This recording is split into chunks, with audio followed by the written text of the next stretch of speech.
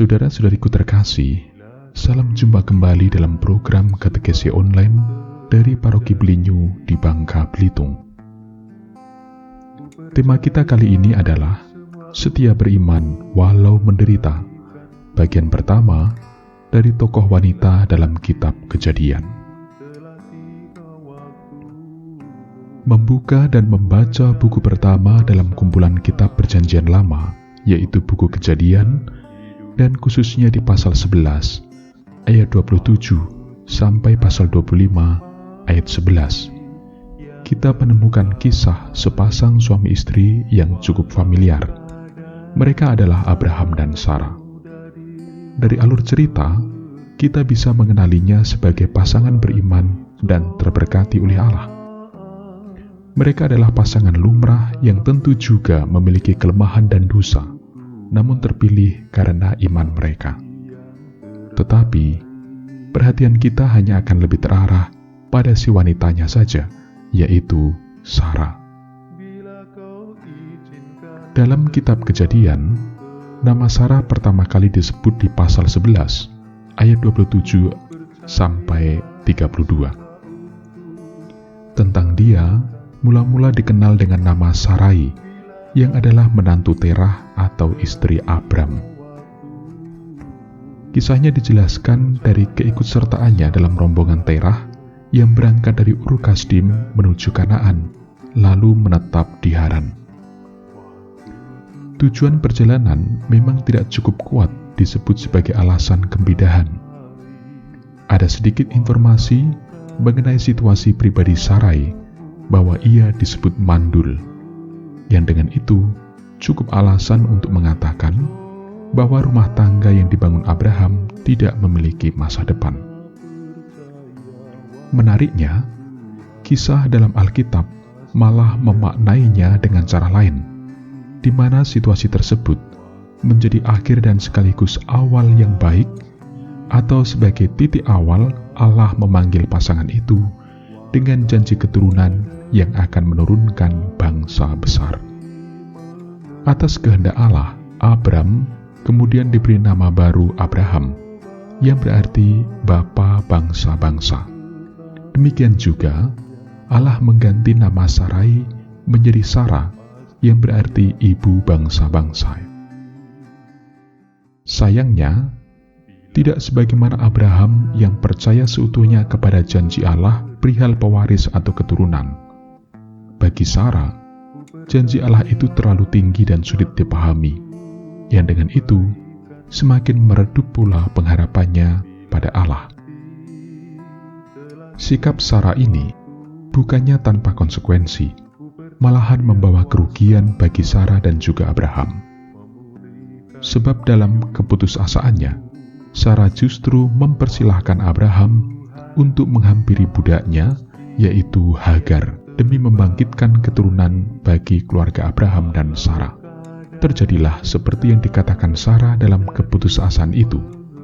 Hagar pun mengandung seorang anak laki-laki yang kelak akan diberi nama Ismail. Catatan kecil mengatakan, Sarah merasa terhina atas sikap Hagar yang menurutnya semakin sombong dan meremehkan nyonyanya karena telah mengandung anak dari Abraham, tuannya. Hal ini membangkitkan kemarahan di hati Sarah. Kelak, Hagar dan Ismail anaknya pun harus terusir dari rumah tuannya, Abraham. Meski demikian, rupanya Allah tetap ingat pada janjinya untuk Sarah. Allah membaharui perjanjiannya dengan Abraham dan Sarah, sebab mereka telah ditetapkan menjadi bapa dan ibu bagi sejumlah besar bangsa. Allah menegaskan bahwa janji itu kekal hingga ke semua keturunannya. Di sisi lain, Allah juga tidak begitu saja melupakan Hagar dan Ismail yang telah diusir oleh Sarah. Allah tetap memberkati mereka. Mengenai Hagar akan diulas berikutnya di bagian kedua. Sikap Sarah sempat membuat Abraham merasa perlu untuk memohon kepada Allah supaya Hagar dan Ismail tetap diberi hidup di hadapan Allah. Tetapi rupanya rencana dan janji Allah kepada Sarah sungguh tidak terbatalkan. Allah justru berfirman Tidak, melainkan istrimu Sarah yang akan melahirkan anak laki-laki bagimu, dan engkau akan menamai dia Ishak, dan aku akan mengadakan perjanjianku dengan dia menjadi perjanjian yang kekal untuk keturunannya." Lagi-lagi, Sarah hanya bisa tertawa dalam hatinya mendengar itu. Namun itu bukan tawa karena sukacita, melainkan ungkapan tangis penderitaan. Suatu ungkapan batin terdalam yang terus ditanggungnya selama mendampingi Abraham. Terlalu sulit memahami bahwa Abraham di usia 100 tahun dan Sarah di usia 90 tahun masih akan mengandung dan melahirkan seorang anak laki-laki. Allah yang memahami kerinduan terdalam batin manusia berpaling kepada Abraham dan menyatakan kesungguhan janjinya untuk Sarah. Dari pihak Sarah juga mengakui atas apa yang diperbuatnya pada janji Allah. Sarah mengungkapkan kepedihan batinnya sebagai seorang beriman. Betapa akan banyak orang mentertawakannya atau tidak mempercayai. Dialog dengan Allah ini menjadi puncak penantian dan perjalanan iman Sarah dalam seluruh hidupnya. Meskipun tawa penderitaan Sarah atas kemandulannya di hadapan Allah berarti juga sebagai tanda tidak percaya.